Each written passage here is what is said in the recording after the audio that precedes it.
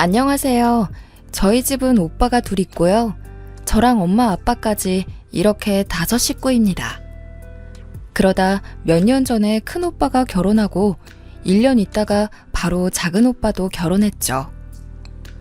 결혼 전 가족들이 모여 식당에서 식사할 때 엄마가 말씀하시길 아이고 두 아들 장가 보내고 며느리도 둘이나 있으니 이제 나도 며느리가 해주는 밥 좀 받아 먹어보겠네 라고 하며 전형적인 시어머니 멘트를 날렸습니다. 저는 새언니 편을 들어주는 착한 올케가 되고 싶었기에 엄마의 옆구리를 쿡 찌르며 눈치를 줬습니다. 그런데 작은 새언니가 글쎄 어머니 걱정 마세요. 앞으로 숟가락 하나 까딱하지 마세요. 라고 자신만만하게 말하더라고요. 작은 새언니의 대답에 엄마는 입이 귀에 걸리시면서 진심으로 뿌듯한 표정을 지어 보이셨죠. 그리고 그해 명절에 우리 가족은 뜻하지 않던 지옥을 만났습니다. 다들 명절 전에 대청소 한 번씩은 하잖아요. 그래서 저희 엄마도 슬슬 짐도 정리하고 더러운 건 안 보이게 숨겨놓고 했었는데 글쎄 명절 일주일 전에 작은 새언니가 큰 가방 2개를 끌고 내려왔더라고요. 처음에 무슨 이사라도 온 줄 알았습니다. 사람이 들어갈 만한 크기였거든요. 작은 새언니는 당당하게 청소가 필요할 것 같아서 자기가 전부 준비해왔다며 웃더군요. 엄마는 당연히 좋아하셨습니다. 하지만 엄마의 기쁨이 곡소리로 바뀌는 데는 시간이 얼마 안 걸렸죠.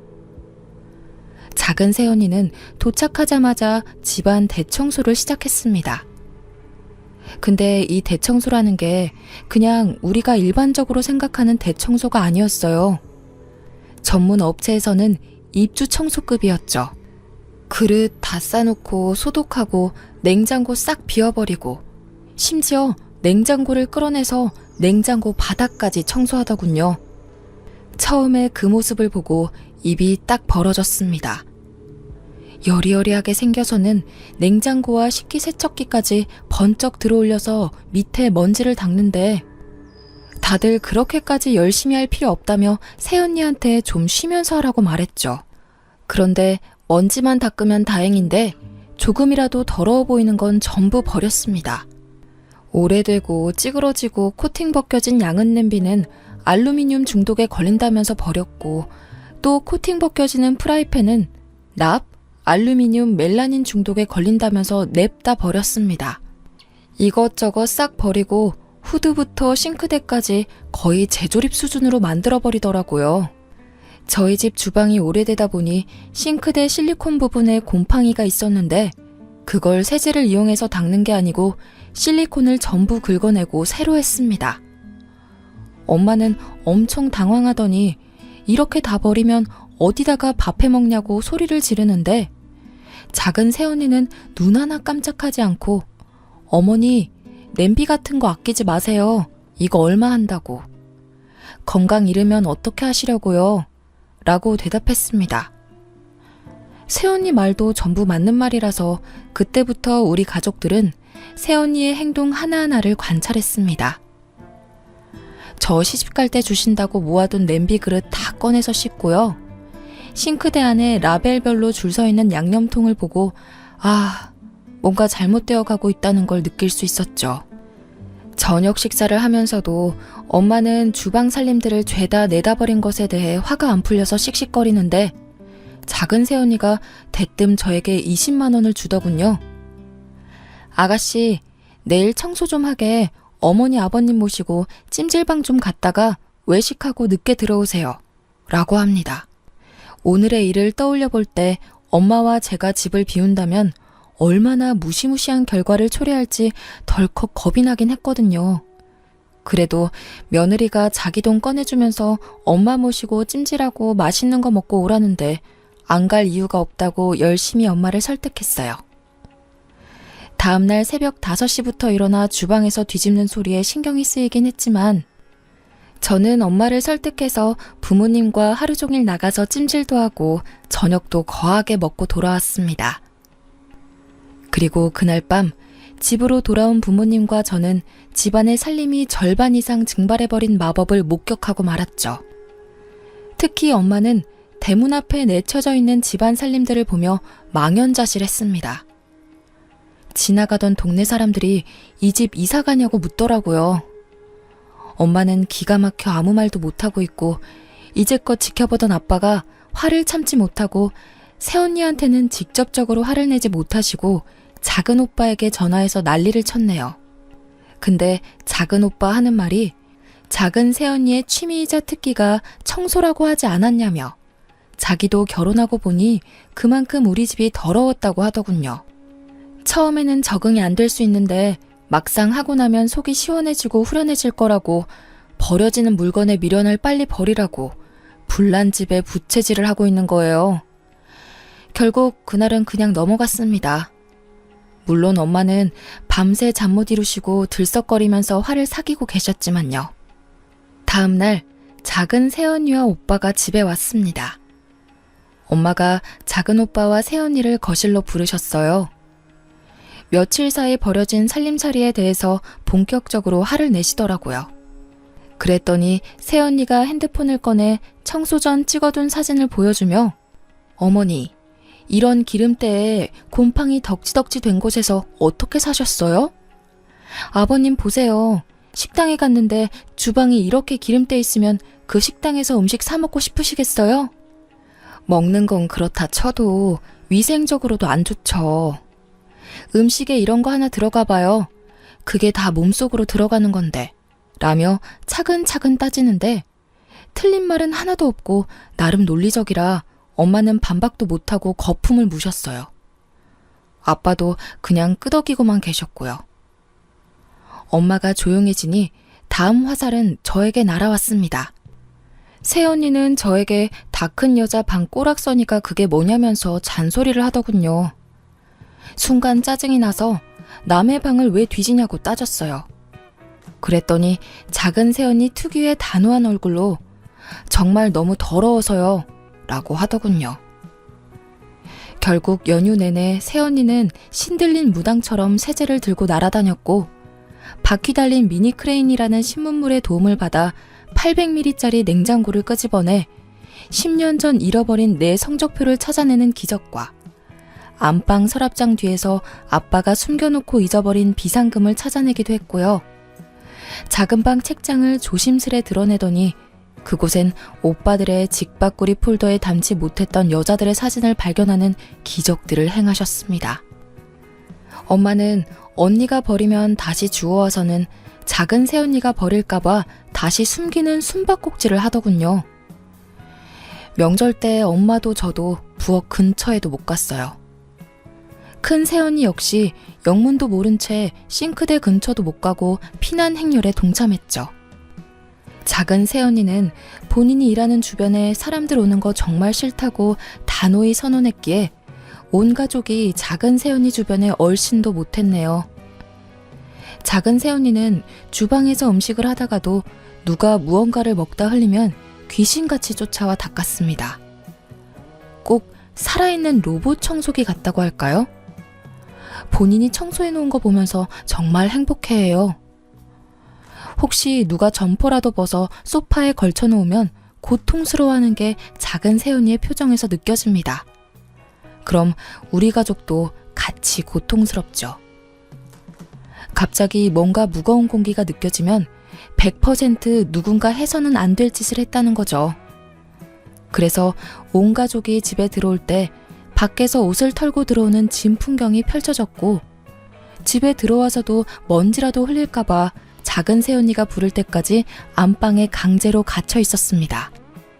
한 번은 식사 중 아빠가 쩝쩝 소리 내며 식사를 하셨더니 입안에 음식이 보이는 건 예의 없는 짓이라며 다른 사람들이 보면 더럽다고 욕한다며 아빠에게 훈계를 했습니다. 여기서도 엄마가 빵 터지셨죠. 안 그래도 뭐 하나 꼬투리 잡을 거 없나 보고 계셨는데 엄마는 어디 시아버지에게 그게 무슨 말버릇이냐며 호통을 치더군요. 사실 엄마도 보통 사람은 아니라 둘 사이의 말싸움이 장난 아니었지만 작은 새언니는 절대 엄마에게 밀리지 않았고 결론은 더럽다 단 하나였어요. 무슨 말싸움을 저리 잘하는지 말싸움 대회라도 있으면 금메달은 따놓은 당상이겠더라고요. 명절 당일에 친정도 안 가고 우리 집 청소를 하더군요.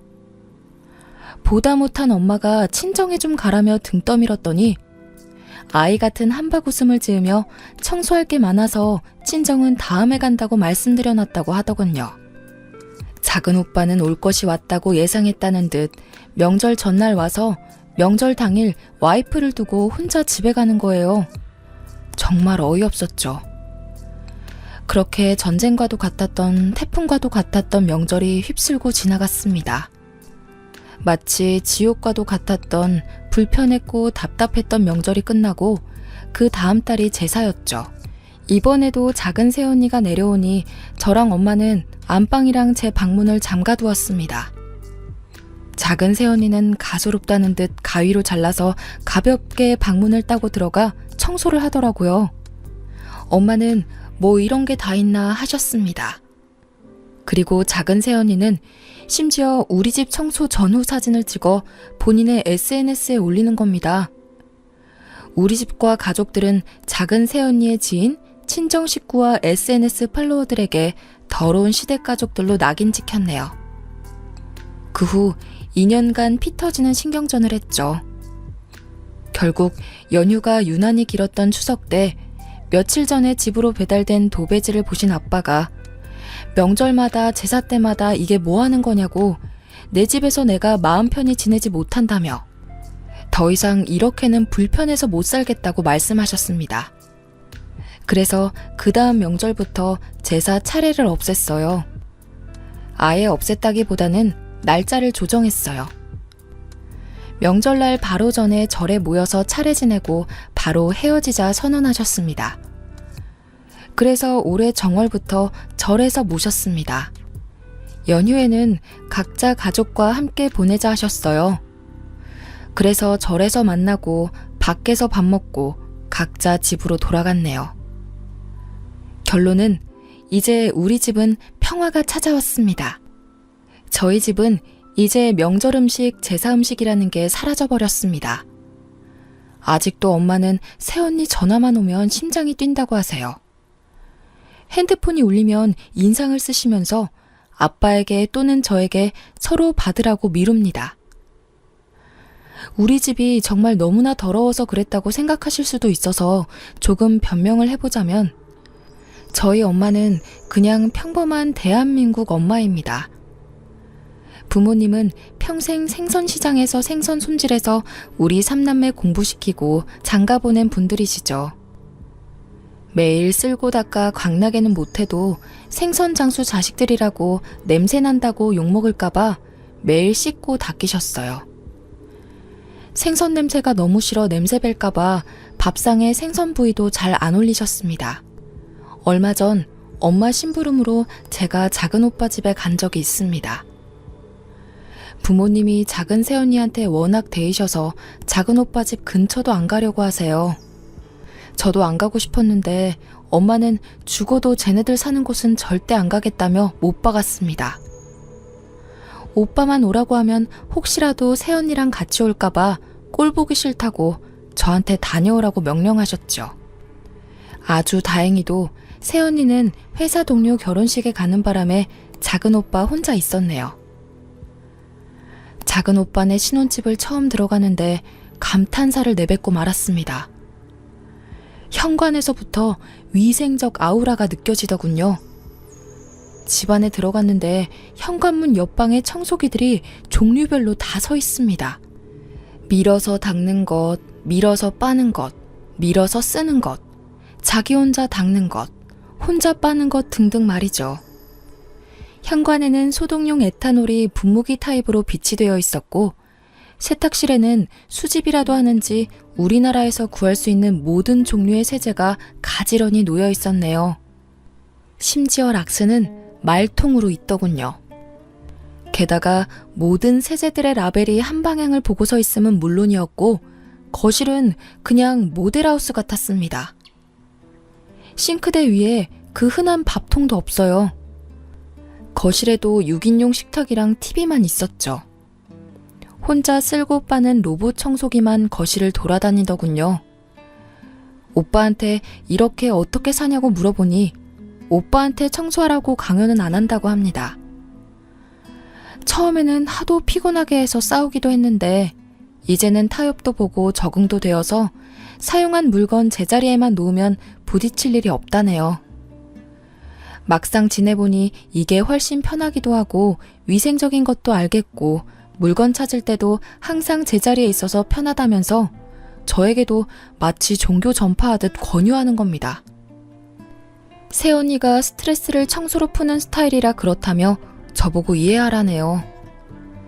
우리 집 한번 다녀오면 작은 새언니 얼굴이 빛이 난대요. 우리는 작은 새언니 때문에 짐 들고 이방저방으로 피난 다니는데 내년 여름 휴가 때 본가로 내려온다 하길래 앞으로 또 우리 집에 발 들여놓으면 의절하겠다 말했네요. 정말로 작은 새언니가 한번 다녀가면 아빠 혈압이 올라가세요. 오죽하면 명절이나 생신 다가오면 작은 새언니가 밀대 들고 쫓아오는 꿈을 꾼다고 하십니다. 앞으로는 집에서 모이는 일은 없도록 하자는 부모님의 바람을 다시 한번 당부하고 심부름을 마치고 작은 새언니 오기 전에 도망 나왔네요. 다들 청소가 취미인 며느리 생기는 건 부러운 거 아니냐며 말씀하셨지만 직접 겪어보니 말 그대로 공포예요. 제 방에 있던 침대 매트리스를 작은 몸으로 마당까지 질질 끌고 나와서 어휴 더러워 하면서 작대기로 팡팡 때리는데 여린 몸으로 저렇게까지 하는 새언니가 경이롭더군요. 그런데 다음은 또 뭘 할까 하는 공포를 느끼기도 한답니다. 생각해보면 저희 가족은 좀 특별한 것 같아요. 작은 새언니가 청소에 미친 사람인 것처럼 큰 새언니도 만만치 않거든요. 큰 새언니는 학교 선생님입니다. 그래서 그런지 무슨 일만 있으면 앞사람한테 설교를 해요. 그런데 큰 새언니가 그러면 큰오빠는 또 경건하게 경청하고 있어요. 한 번은 당뇨가 있는 아빠가 술을 드시고 들어오셨습니다. 때마침 집에 들른 큰 새언니한테 딱 걸려서 1시간 반 동안 설교를 들었네요. 듣다가 아빠가 화가 나서 소리 지르면 아버님 화내지 말고 이야기 들어보라면서 술이 당뇨에 미치는 악영향과 그로 인해 약이 되는 각종 합병증과 합병증으로 생길 수 있는 집안 가족들의 상심에 관하여 심도 있게 설명했습니다. 입원 또는 수술이라도 하는 날에는 가족들이 간병에 관해서 미루다가 싸움 나는 집안도 있다며 별의별 예시를 다 들어주는데 아빠는 언니의 논리정연한 말에 반박하지는 못하고 그저 한숨 한 번 쉬고 힘들어하기만 하셨어요. 큰 새언니가 입을 한 번 열면 아주 그냥 박찬호급이에요. 다들 알겠으니 그만하라고 설득하면 아니요, 아직 덜 끝났어요 하면서 또 다른 예시를 들더니 하나하나 다시 설명합니다. 큰오빠는 제대로 조련되었는지 큰 새언니가 입만 열면 말리지는 못할 망정 경건하게 경청하면서 추임새도 넣어요. 더 웃긴 건 작은 오빠도 그런 큰 새언니를 욕했었어요. 시부모를 학생 보듯 한다고 그랬던 작은 오빠는 작은 새언니를 데려왔네요. 큰 새언니랑 작은 새언니랑 붙으면 누가 이길까요? 사실 한번 새언니 둘이서 붙은 적이 있어요. 작은 새언니가 락스를 생수처럼 쓰는 걸 보고 큰 새언니가 동서 나랑 이야기 좀 해 라고 입을 열었죠. 뭔 일이 나려나 싶어 온 가족이 긴장했네요. 하지만 새언니들의 싸움은 얼마 지나지 않아 작은 새언니의 완승으로 끝났습니다. 큰 새언니는 동서 락스는 독성 물질이 어쩌고 저쩌고 지나치게 사용하면 어쩌고 저쩌고 작은 새언니가 더럽지 않아요? 라고 말하고 큰 새언니가 하지만 락스는 독성가스가 어쩌고 저쩌고 말하면 작은 새언니는 깨끗하지 않아요? 다시 큰 새언니가 그래도 가족의 건강을 생각해서 어쩌고 저쩌고 라고 하니 작은 새언니가 그럼 형님이 하실래요?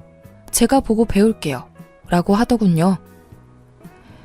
결국 큰 새언니가 미안하다고 하고 이렇게 허망하게 끝났네요. 그 뒤로 작은 새언니가 주방일 끝내고 돌아서면 큰 새언니가 바로 짐 챙겨서 식구들 몰고 청소 끝낸 방으로 들어갑니다. 무슨 대관령 양떼 목장의 양떼 같아요. 우리 엄마 아빠 평생 생선 팔아 과외시켜 좋은 대학 보내고 집 사서 장가 보냈더니 깔끔 대마왕 서장훈과 투머치 말 많은 박찬호를 데려왔네요. 두 분께 개인적인 감정이 있는 건 아닙니다. 그쪽으로 유명한 대명사라서 언급했습니다. 중간에 낀 저로서는 남은 엄마 아빠가 걱정인 거죠. 저야 시집 가면 벗어나는 거니까. 하지만 엄마 아빠는 새언니들과 앞으로 살아갈 날이 훨씬 더 많은데 두 새언니들의 확고한 고집이 꺾일 것 같지 않네요. 뭐 그 고집이 나쁜 쪽은 아닌 거니까 다 듣고 보면 틀린 말은 아니고 다 좋자고 하는 거잖아요. 본인들 고생하겠다고 시간 내서 저러는 거니 하루빨리 엄마 아빠가 새언니들을 인정했으면 하네요. 그저 시부모의 숙명으로 받아들이면서 잘 맞춰서 오래오래 스트레스 받지 않고 잘 지냈으면 하는 바람입니다. 하루빨리 우리 집에 평화가 찾아오길 바래요. 제 이야기는 여기까지입니다. 다들 행복하세요.